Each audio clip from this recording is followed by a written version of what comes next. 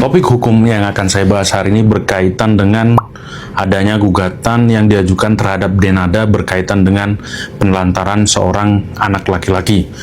Penggugat dalam hal ini atau seorang anak ini mengaku bahwa dia secara biologis adalah anak dari Denada, tapi selama ini tidak pernah dibiayai dan ditelantarkan. Lalu bagaimana sebenarnya hukum melihat kondisi atau kasus seperti ini? Teman-teman sekalian, kalau kita lihat Undang-Undang Perlindungan Anak sudah sangat tegas mengatur bahwa ada kewajiban bagi orang tua untuk melindungi, membiayai, dan menafkahi anak-anak, baik itu anak dalam perkawinan maupun anak dalam luar perkawinan. Nah, teman-teman sekalian, apakah kemudian gugatan yang diajukan terhadap Denada ini dapat dibenarkan? Secara hukum, gugatan yang diajukan terhadap Denada ini sangat dibenarkan secara hukum, apalagi gugatannya didasarkan kepada gugatan perbuatan melawan hukum, di mana tindakan Denada yang tidak mengakui, tidak membiayai anak ini sebagaimana kewajiban hukumnya dia berdasarkan Undang-Undang Perlindungan Anak merupakan suatu perbuatan yang dapat dikategorikan sebagai perbuatan melawan hukum. Bahkan lebih jauh, teman-teman sekalian, kalau si laki-laki ini, si anak ini berkehendak atau memiliki keinginan untuk melaporkan Denada secara pidana, maka Denada, jika betul anak ini merupakan anak biologisnya, maka terhadap Denada dapat dimintai pertanggungjawaban secara pidana. Di dalam KUHP nasional yang mengambil alih ketentuan pidana dari Undang-Undang Perlindungan Anak, sebagaimana kalau dalam Undang-Undang Perlindungan Anak itu diatur di dalam ketentuan pasal 76B junto pasal 77B mengenai tindak pidana penelantaran anak yang diancam dengan pidana penjara 5 tahun dan denda 100 juta rupiah, itu penelantaran anak itu dikategorikan sebagai suatu tindak pidana.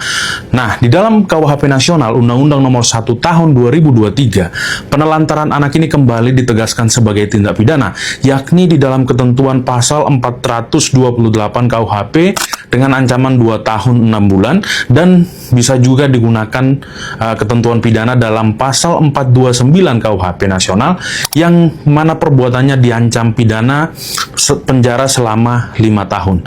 Selain itu, teman-teman sekalian, selain berkaitan dengan kasus Denada ini, teman-teman akan sering menemukan di Indonesia untuk perkawinan-perkawinan yang tidak dicatatkan atau untuk seorang perempuan yang mengandung anak di luar perkawinan, biasanya asal-usul anaknya ini dipalsukan atau dilakukan penggelapan terhadap asal-usul anaknya, di mana di dalam akta kelahirannya orang tua si anak ini tidak tertulis sebenar-benarnya siapa orang tua kandungnya atau siapa orang tua dari anak tersebut.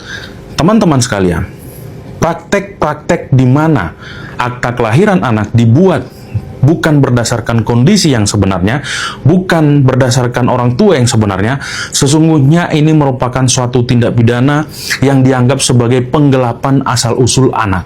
Ya, sebagaimana dalam KUHP baru atau KUHP nasional itu diatur dalam pasal 401 KUHP yang diancam dengan pidana penjara selama 6 tahun.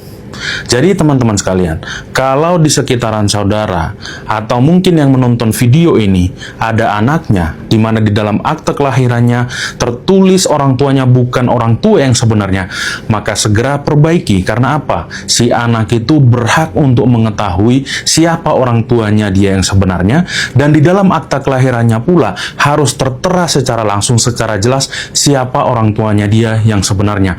Jika kemudian ternyata di dalam akta kelahiran itu tidak tercantum informasi yang sebenarnya, maka terhadap tindakan penggelapan asal-usul anak tersebut, memuat keterangan yang tidak benar di dalam akta kelahiran anak tersebut, dapat dipidana berdasarkan ketentuan pasal 401 KUHP nasional. Di dalam KUHP yang lama juga perbuatan yang sama diancam pula dengan pidana penjara selama 6 tahun.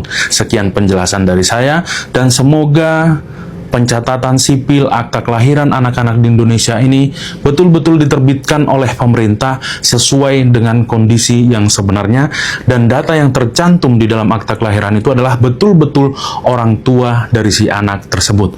Sekian penjelasan dari saya, sampai bertemu dalam edukasi hukum selanjutnya. Terima kasih.